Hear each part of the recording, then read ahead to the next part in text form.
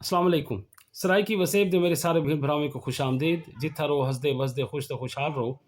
आखिर आज जो खबर आ गई जंदा बड़े अरसे का इंतज़ार है। जनरल फैज़ हमीद को अज सज़ा सुना दी गई है। ISPR की प्रेस ब्रीफिंग के थ्रू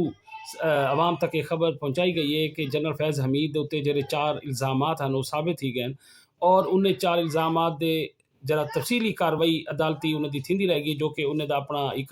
कोर्ट मार्शल का एक तरीकाकार होंदे उहदे विच जनरल फैज़ हमीद को दिफा करने का पूरा इख्तियार दिता गया। उन्हें कन्नै पूरी वकीलों की टीम आई पई जेह्ड़ा उन्हें दा दिफा करन दी रहेगी है और उन्हें दे हक दे विच अपने दलाइल पेश करन दी रहेगी है। मगर जेह्ड़ा उन्हें दे उत्ते 4 इल्ज़ामात हैं जो कि बड़े खतरनाक किस्म के इल्ज़ामात हैं जिंदे विच ऑफिशियल सीक्रेट एक्ट की खिलाफ वर्जी है, इख्तियारात दा नाजायज़ इस्तेमाल है, सियासी सरगर्मियों च मुलवस होना है। वो चारों इल्ज़ामात साबित थी गए और उनके बाद जेह्ड़ा है अज उन्हें को 14 साल कैद की सज़ा सुना दी गई है। ये एक बड़ा तारीखी फैसला ई हवाले नाल कि पाकिस्तान दे विच कई जरनल को और कई ई ग्रेड दे ई लैवल दे जरनल को जेह्ड़ा ISI दा चीफ भी रिहा होवे, कोर कमांडर भी रिहा होवे और वो एक वक्त दे विच चीफ ऑफ आर्मी स्टाफ की दौड़ दे विच सब तो उत्ते होवे उको इतनी वड्डी सज़ा सुना दी वरना ये कोई मामूली गाल कोई नहीं। ये लगता पे जिमें तारीख का जरा रुख है उनका एक तयन थींदा पे जो कि जनरल आसिम मुनीर के आमन तो बाद जरा एक चीज़ अस सुनने को मिली है कि हुण कहीं को माफ़ी कोई ना होसी जरा भी इख्तियार का नाजायज़ इस्तेमाल करे सी जरा करप्शन करे सी भावें फौज दे विच होसी भावें कोई सिविलियन होसी उको सज़ा दी वेसी। मगर जनरल फैज़ हमीद सिर्फ जनरल नन जनरल फैज़ हमीद सारी फौज का एक बहुत ही कंट्रोवर्शियल किस्म का एक किरदार है और उनका बड़ा इमरान खान के नाल बड़ा खास ताल्लुक है। हुण सब तो वड्डी गाल जरा सवाल सारी सज़ा तो बाद कार्रवाई तो बाद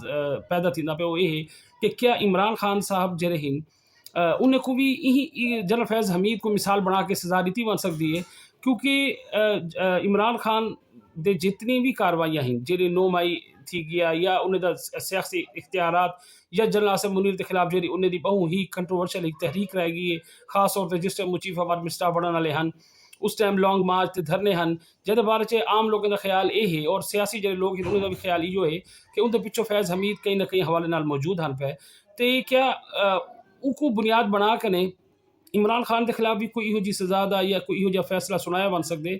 अज दी जी प्रेस ब्रीफिंग ISPR दी है और उनका जरा तुम अगर लास्ट पैराग्राफ देखो जरा कि मेरे ख्याल सब तो ज़्यादा खतरनाक पैराग्राफ है वो ये है कि जरा अगो ये सज़ा जनरल फैज़ हमीद को उन्हें 4 इल्ज़ाम तो थी गई है वो साबित थी गए लेकिन उनके खिलाफ हाली कुछ केस कुछ चीज़ा हाली चल दियाँ पैन जिमें कि मैं तो दसना चाहना कि ISPR ये आखे कि जरा फैज़ हमीद है उनका सियासी अनासर कन तुसां वाकिफ हो कि मसलन तहरीक इंसाफ है कि तहरीक इंसाफ की मिली भगत दे नाल जरा मुल्क के सियासी अफरा तफरी और अदम इस्तेहकाम पैदा करने की कोशिश की गई है जिंदा मैं को लगता है कि जरा क्या दिन इशारा है और 9 मई की तरफ है खास तौर पर जिमें 9 मई के एक बगावत की एक सूरत हाल बनाई गई है जिमें फौज को आपस में लड़ावन की कोशिश की गई है उनकी तरफ में कोई इशारा महसूस थींदे कि उहदे उत्ते हाली कार्रवाई चलसी और उनका फैसला बाद ही जासी। देखो जी जनरल फैज़ हमीद को तो सज़ा थी गई 14 साल कैद की सज़ा बहुत बड़ी सज़ा होंगी और यही एक मैक्सीमम सज़ा इन सज़ा मौत तो बाद सब तो बड़ी सज़ा यह समझी वेंदी 14 साल कैद तो इतों एक चीज़ जी ज़ाहिर थी पी और सारे तजिया निगार जी इन चीज़ को बड़ी अहमियत देंदे पैन इन गाल को देंदे पैन कि अगर तो ये कार्रवाई हाली थी होनी है तो ये तो सिर्फ जनरल फैज़ हमीद नहीं मुलवस ना उहदे नाल बहुत सारे सियासी रहनुमा जिहदे इमरान खान और इमरान खान के बहुत सारे अहम पार्टी के रहनुमा जेह्ड़े फैज़ हमीद कने डायरैक्ट हिदायत घिंदे हैं जिन्हें सबूत हुण इदारे कने मौजूद है जिन्हें जिस टाइम फैज़ हमीद को गिरफ्तार किया उनके नाल उनका बहुत सारी कंप्यूटर लैपटॉप और मोबाइल फोन्स और उन्हें सारी तो पता है कि जेह्ड़े कोर्ट मार्शल होंगे इनका तरीकाकार आम अदालतें कने जरा मुख्तलिफ होंगे ये पहले तहकीकात शुरू करने जब तक उन्हें कने मुकम्मल तौर पर सबूत मौजूद ना होवे और कोई कार्रवाई का आगाज़ नहीं करेंगे वो कहीं को मुजरम आके पकड़ेंगे कोई नहीं। जरा फैज़ हमीद गिरफ्तार किया गया उसी टाइम तो ही ये आख्या वेंदा पिया कि अगर फैज़ हमीद को सज़ा दी गई और उनको इन सियासी अदम इस्तेहकाम और अफरा तफरी और जरा बदअमनी और फौज के खिलाफ जरा एक बयानिया बनावन गया अगर उहदे मुलवस उको भी समझा गया तो वत उनका बहु वड्डे जेह्ड़े असरात हैं इमरान खान साहब के उत्ते भी पहुंचन और हुण ये आख्या गया कि इंदिया दो वजूहत में समझ आंदियां कि अगर 4 इल्ज़ाम साबित ही गए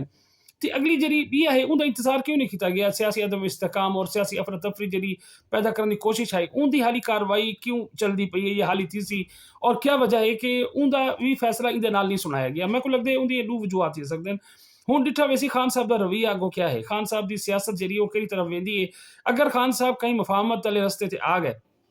खान साहब जरा फौज के खिलाफ बयानी आया से मुनीर साहब के खिलाफ जरा एक उन्हें दा नुक्ता नज़र है और जो कि शद्दो मद्दे नाल हर जात बयान करते हैं उन्हें दी ट्वीट होवे उन्हें नाल कोई मुलाकात करके आवे वो जरी एक उन्हें दी हाली तक एक गलत फहमी है वो ये है कि असा अगर मैं प्रेशराइज कर गिदा गवर्नमेंट को और इदारे को तो गवर्नमेंट और इदारे मजबूर थी वैसे मेरे नाल गुफ्तगू करन थे और मेरी शरायत मेरे नाल गुफ्तगू करे सन और ये हुकूमत को ख़त्म कर रहे सन और दोबारा इलेक्शन करवे सन और इलेक्शन के बाद यकीनन मेरा बहुत बड़ा चांस है कि मैं हुकूमत आ वैसा वाला और मैं आके वाला जो मेरा तरीका कार उसी मैं करे सा वो कई दफ़ा इशारा भी दे चुके हैं कि मैं सारे को माफ़ कर रहे सा कहीं दिन में सारे को सजा रहे सा कहीं दिन में कहीं को ना बख्शे सा कहीं आदे जी मैं कहीं को कुछ ना आखसा मैं इंतकाम ना गिन सा इहो जी गुफ्तगू सास कर सुनते हो सो तो खान साहब को बड़ा यकीन है कि अगर मेरा जरा एक पॉलिसी है जी कि प्रेशराइज करन दी अटैक वाली पॉलिसी वो कामयाब थी गई और मेरे नाल इदारे आके मेरे नाल गुफ्तगू की थी और मेरी शरायत ते गुफ्तगू की थी तो मैं अपनी गाली मनवा कने मैं दोबारा हुकूमत च आ वैसा और उनके बाद उन्हें दी पॉलिसियां जेरे मनसूबे हैं वो तुसा कहीं ना कहीं खबरें कर तो सामने आ वेंदे हुसन त हुण इदारे ये देखसन कि खान साहब केड़े रुख बांधन केड़ी करवट वो बांधन क्या उन्हें दागो फैज़ हमीद की सजा सुनने तो बाद उन्हें दे हौसले टुटदे हौसले पस्त थींदे या वो उही तरीके नाल ही चलदे जरा उन्हें रविश पहले तो उन्हें इख्तियार की थी उही हिसाब नाल उनके बाद वाला ये फैसला ई चीज़ का आसी जरा सियासी अदम इस्तेहकाम और अफरा तफरी के हवाले नाल एक पैराग्राफ दे विच जरा कि ई प्रेस ब्रीफिंग दा आखिरी पैराग्राफ है उनदे विच ये गल है और ये इतनी खतरनाक गल है कि जिस टाइम अगर सियासी अदम इस्तेहकाम और अफरा तफरी वाले चीज़ को कार्रवाई इनके खिलाफ थी गई और इनके खिलाफ सबूत इकट्ठे किए गए तो इनके सिर्फ जनरल फैज़ हमीद मुलवस कोई नहीं या सिर्फ तहरीक इंसाफ के रहनुमा इमरान खान साहब ना हुसैन मुलवस बल्कि इनके पूरा सिस्टम बना कि फैज़ हमीद साहब ना उहदे जज भी हैं उहदे सहाफ़ी भी हैं उहदे बहुत सारे ऐसे लोग हैं जेरे के डायरेक्ट और इनडायरेक्टली जेरे इन चीज़ को सपोर्ट करते पे हैं क्योंकि तुसा ॾिठो होसी कि 9 मई के हवाले नाल जॾहिं एक वाक़या थिया तो खान साहब का नज़रिया है कि अगर असा अवाम बहुत सारी कढ कने इदारे दे इन दरवाजे ते पहुंच गए तो फौज का ही एक अहम हिस्सा जनरल आसिम मुनीर के खिलाफ बगावत कर रही सी और जनाब साहब सारा कुछ तलट पलट थी वैसी और जनाब साहब रास्ता मेरे वास्ते हमवार थी वैसी फैज़ हमीद दे नाल इमरान खान का गठ जोड़ दा एक तुसा सबूत कुछ बार पहले शेर अफजल मरवत जरा एक टीवी शो दे विच इंकशाफ किया है कि इमरान खान साहब को एक मौके के उत्ते रिहा करने की पेशकश की गई है और उन्हें को आख्या गया है कि तुसा बनी गल लगे वनो अपनी सियासी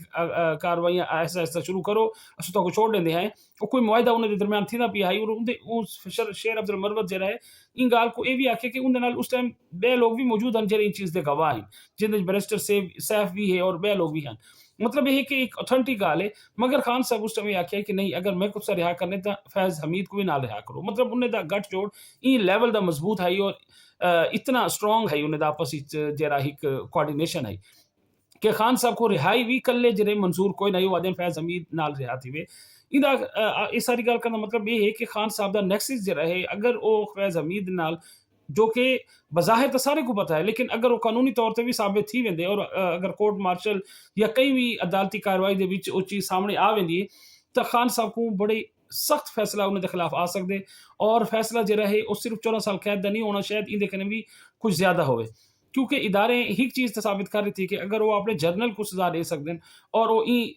क्या दिन कि इतनी बड़ी सजा दे सकते हैं तो वो कहीं को भी दे सकते हैं लिहाजा इस टाइम जरा है ये खान साहब वास्ते एक बड़े ही मुश्किल घड़ी है खान साहब को जरा फैसले दी इल्म थी सी उन्हें को खबर मिल सी ये यकीनन उन्हें वास्ते उन्हें बहुत ही उन्हें उते इंदा असर पोसी और उन्हें को ये समझ आ वैसी कि इस टाइम जरा इदारे हैं और जनरल आसिम मुनीर और हुकूमत और इन्हें इन्हें दा मूड क्या है और एक केरी साइड ते वेंदे पैन लिहाजा अगला जरा वक्त है वो मजीद जरा है हुन सनसनी खेज हो सी उहदे च बहुत सारिया अहम गालियां तुसा सुन सो खास तौर पर फैसल वार्डर दा अगर बयान सुनिया होवे जो कि इस टाइम माउथ पीस है इदारे दा ते वो साफ लाई बैक है हुन इमरान खान साहब वास्ते भी बचना मुश्किल है इमरान खान साहब के खिलाफ क्रैक डाउन तो पहले ही थी ना पिया उन्हें दे क्रॉस तो पहले ला दिता गया है लेकिन हुन शायद अगो जरा है अदालती तौर पर भी उन्हें को बहुत वड्डे और झटके कुछ मिलन उन्हें दी पार्टी को पहले ही वो कॉर्नर ते लगी हुई है लेकिन खान साहब की ज़ाती जिंदगी के हवाले नाल भी हुण बहुत सारे सवाल पैदा थी चुके हैं जिनका जवाब शायद तो बहुत जल्दी मिल सी